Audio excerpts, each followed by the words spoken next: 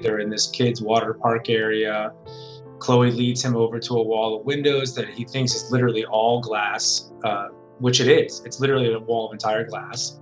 She is banging on the glass, wants to bang on the glass like they would always do at hockey games for her older brother. They're from Indiana, from South Bend, Indiana, which is, hockey is part of their DNA. So he lifts her up onto this railing to bang on the glass. With this railing with sort of a very unique configuration where you have sort of this railing, and then a foot and a half away you have a sort of the actual window frame on an odd sort of angle. He lifts her up thinking that it's all glass and that she's going to bang on the glass, and that he thought was in front of her. There was no glass there. He lets go and she's gone.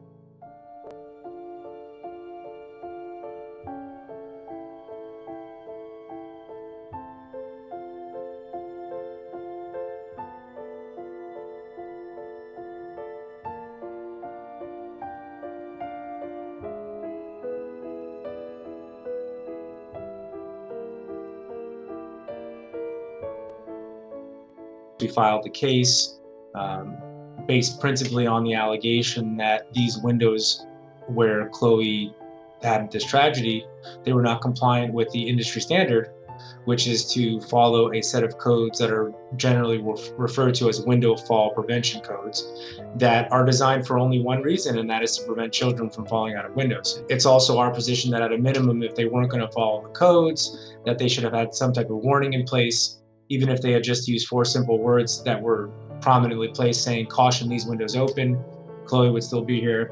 Last but not least, it's literally a wall of windows. If they're going to have this configuration where every other window opens in the middle section, if they just use decals on all the windows, then it would have been obvious to passengers like Sam that when it's open, that a window is open. They did none of those things. That's the principal allegations of negligence.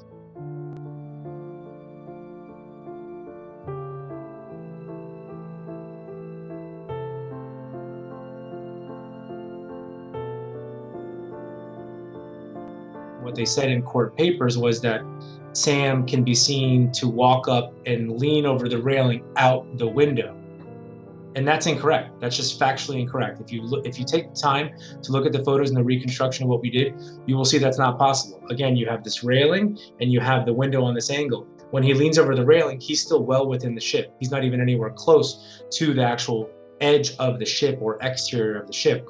So the reason why we say it's physically impossible for him to do that is we actually, just to try to get my law partner for him to even touch his head on the window, he would have to get up on his tippy toes on a railing where his feet were more than 7 inches off the ground, and that would be just to touch his head to where the glass was. So to be able to go out of that window to get yourself out of that window, you'd have to lean so far that you would be at risk of falling onto it.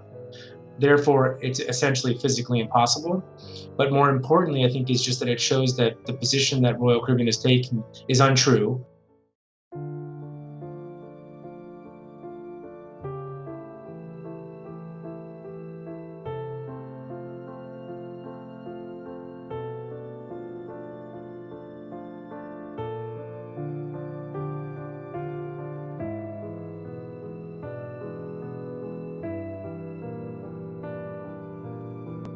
Imagine going on the Empire State Building or the Sears Tower or the Space Needle. Can you imagine there being a setup where you would have windows that could open there? That would be foolish. So that begs the question, why is it on a cruise ship 150 feet up on the 11th deck, feet from a children's water park area, you would have this ability where anybody could open and close every other window